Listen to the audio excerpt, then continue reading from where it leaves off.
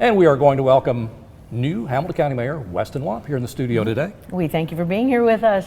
First time we've talked face-to-face since you were elected, so congratulations. You hit the ground running. Thanks. Yeah, this is the most intimidating interview you can get in Chattanooga media. And we haven't even started yet. Well, let's get right to what a lot of people have been talking about, of course. The first 3 months, the Reuben Taylor issue, the county attorney issue, has been in the news.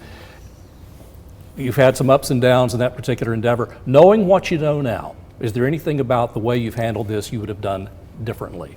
Oh, I think any of us go into any significant decision, and you probably can always look back and Monday morning quarterback yourself or others. I don't know. We sit around and talk about this often. That situation, I think, will be resolved in the months to come. I came in with a mandate. I'd talked for the better part of a year about the need for new transparency in county government, and there's a lot of traditions in Hamilton County government. A lot of them are good, and then some of them, like a county attorney's office that works part-time, aren't good. And so we felt like it was an important decision to make. It's important the county mayor and county attorney work closely together, and so we're hoping to be able to move forward sooner than later. Well, let's talk about moving forward. Is this over, or is something else going to happen? Will there be another shoe drop in this story?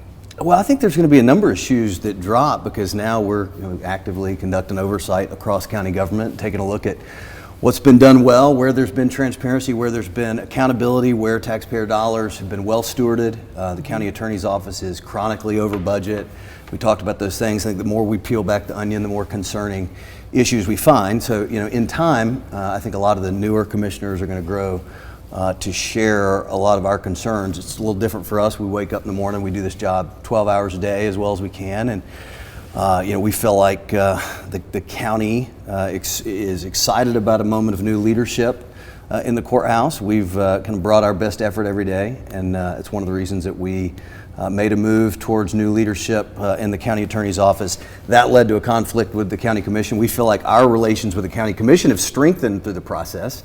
I mean, it's a little bit like marriage in that way. It's out of some hard times you get to know each other better.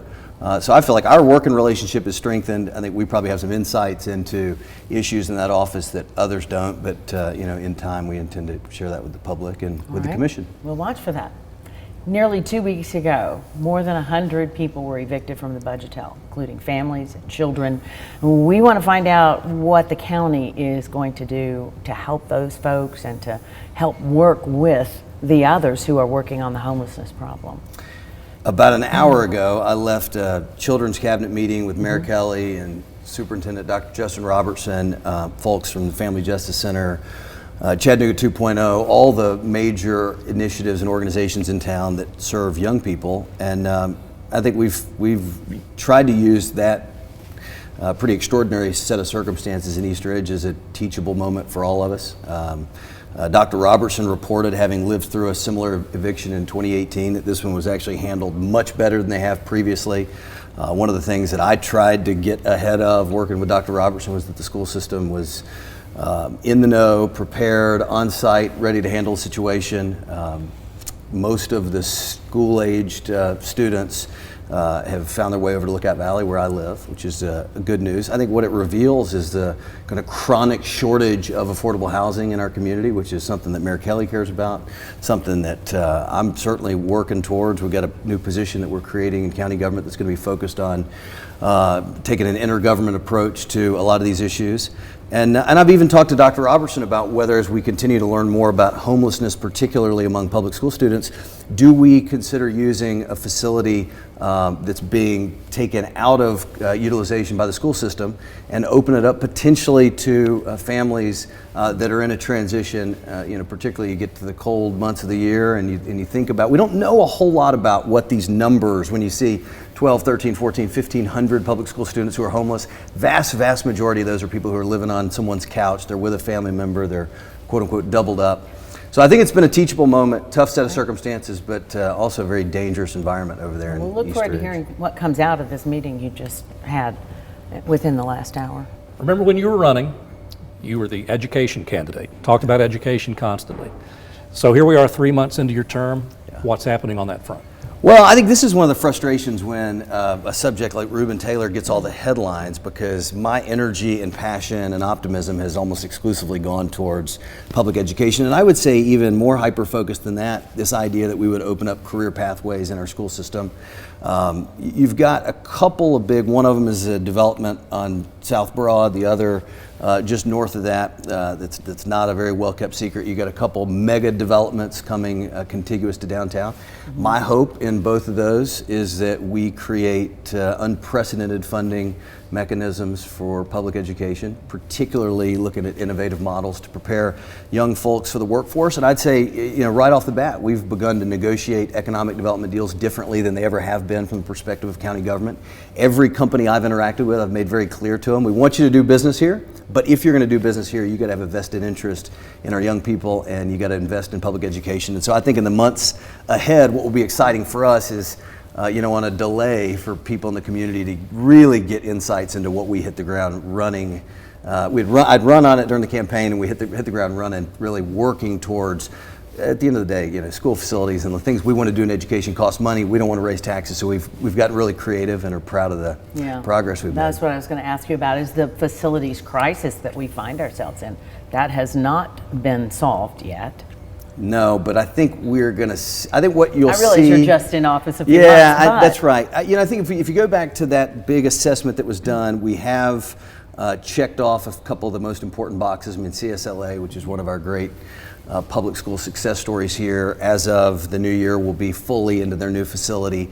I'm in meetings at least once, twice a week about the new Tyner Academy. Everything costs a little more than we want it to right now. But I'm going to be really proud when a new Tyner Academy and new football stadium comes out of the ground. So we've actually made more headway, I think, than a lot of folks realize when that big assessment was done. And then Dr. Robertson and I are working very closely together about some, I think, really groundbreaking possibilities here in the future that will allow us to maintain community schools. A lot of people want a small school.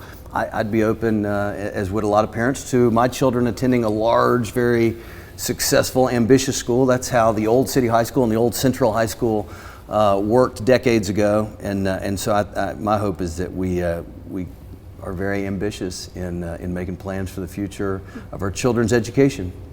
And we know you want to talk about Christmas, something special kicking off this Friday. Yeah, that's right. I mean, for all the kind of tough decisions you have to make in school facilities and personnel in county government, we came into office and realized, first of all, you go to work in the county courthouse, which is a little over 100 years old. You can't help but notice how beautiful the front lawn is. The lawn faces away from Georgia Avenue, and it's elevated a few feet off the ground. People don't realize it's one of the most beautiful gathering spots in our community. For 100 years, it was really the gathering spot for all the county. And so there's not been historically a Christmas tree on the courthouse lawn. You'll see if you drive by right now, there's a big tree thanks to county maintenance.